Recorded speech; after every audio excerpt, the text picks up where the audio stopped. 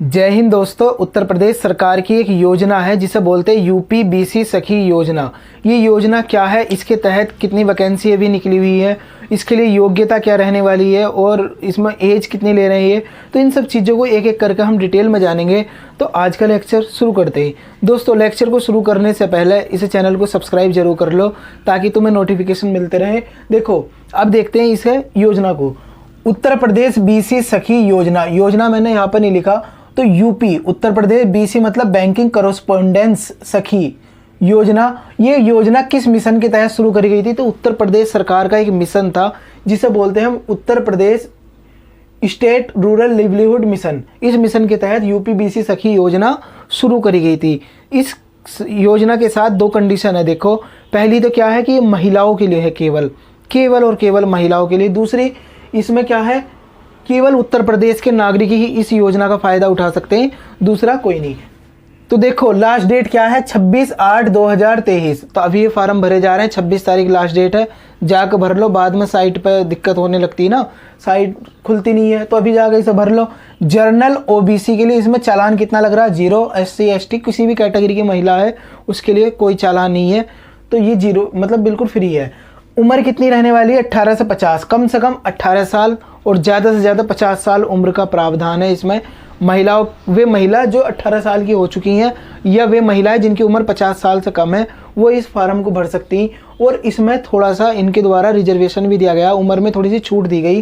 देखो क्या है, जो SC ST हैं उनके लिए अपर एज मतलब जो 50 साल की जिनकी उम्र हो गई ना, मान लो किसी की 55 हो गई, 55 नहीं 54 हो गई है ना, कोई SC कैटेगरी की महिला है, उसकी कितनी होगी? 54 हो गई, तो उसे 5 साल की छूट मिलेगी, तो वो भी इस फॉर्म को भर सकती है।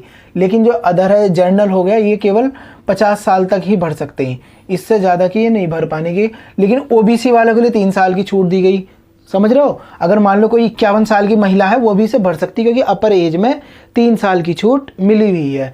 अब देखो, वेतनमान कितना रहने वाला, वेतनमान को पहले छोड़ो, ये देखो टोटल पोस्ट कितनी है।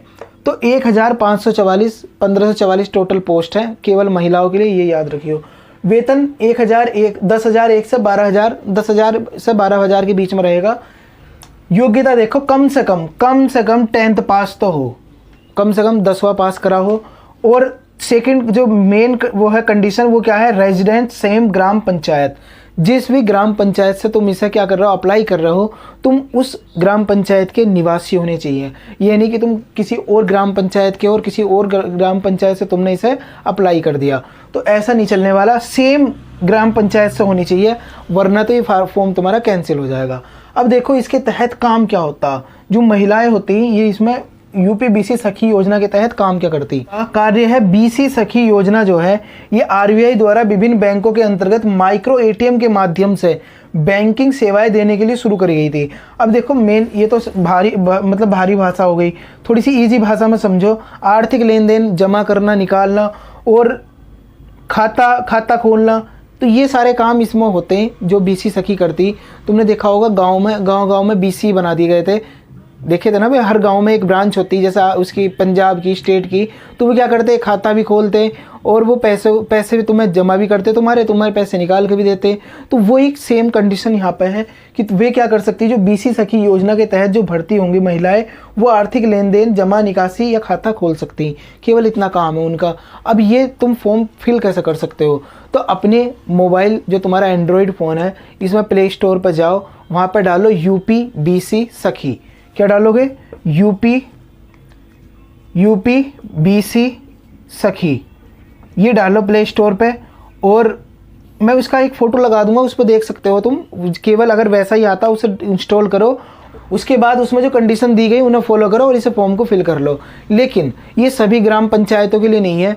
अपना तुम यूपी बीसी सखी एप्लीकेशन डाउनलोड करके देख सकते हो कि तुम्हारी जो ग्राम पंचायत है उसके लिए ये है या नहीं। एक चीज़ यहाँ पे छूट गई, क्या इसके लिए कोई एग्ज़ाम होगा? तो बिल्कुल नहीं, इसके लिए कोई एग्ज़ाम नहीं होने वाला। सिर्फ ये मेरिट बेस पे तुम्हें भर्ती करा जाएगा, अगर ना कि एग्ज़ाम के बेस पे। तो दोस्तों, ये छोटी सी इन्फॉर्मेशन तुम्हें कैसी लगी? अगर पसंद आती है लाइक ज़रूर करना। मिलते हैं फिर नेक्स्ट लेक्चर में, तब तक के लिए थैंक्स अ लॉट। जय हिंद।